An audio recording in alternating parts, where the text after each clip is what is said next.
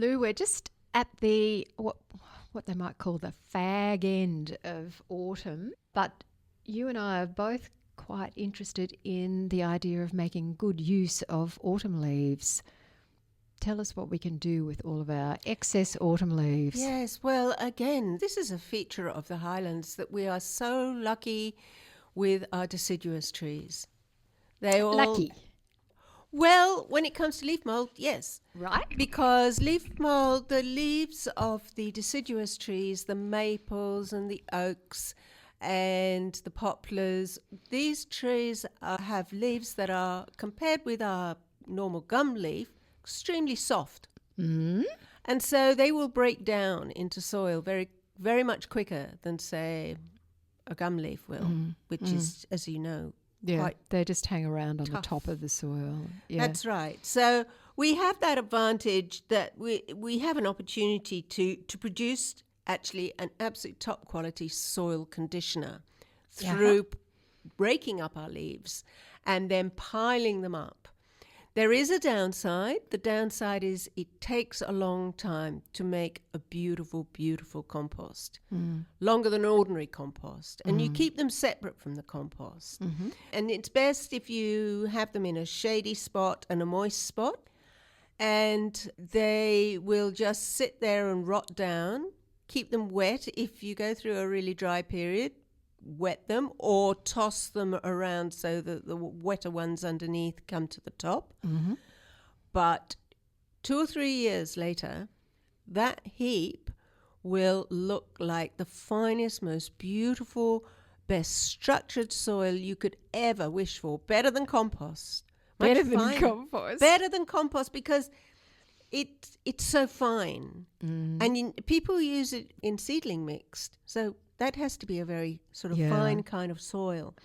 So, and nutritious, I guess. So this is called leaf mold? It's not that nutritious, no. You don't want a high nutrition soil for seedlings. Oh, right. Later, yes, but not when they're seedlings. So they're quite low in nutrients, but they're very good in structure.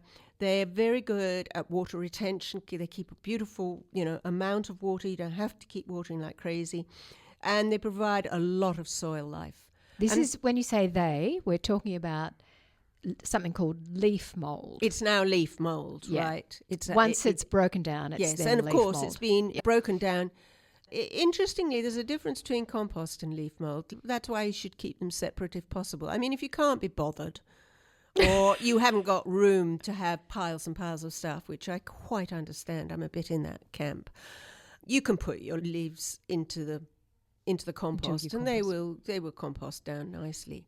But if you can, go for a leaf mold mound. Mound them up as much as you can, then leave them, let them stay wet, and be patient. But what's so interesting about this leaf mold is that it is broken down by something different from compost. Oh, right. Okay, so it's not your worms and stuff. No, well, basically, it's bacteria that breaks down compost. All right. But with leaves, they're basically made of lignin. Like all trees basically are made of lignin, which is tougher, really. And so it's fungi that tend to break back to fungi. They're the big breakers up of the leaf structure. Yeah. Oh, right. Yeah, so you got two different processes going on there. Yeah. And I do remember you mocking me on account of the fact that I was talking about something called amphipods. The little hoppy things in the ground. Jumping things. Yes. Yes. It just shows that you have never made leaf mold.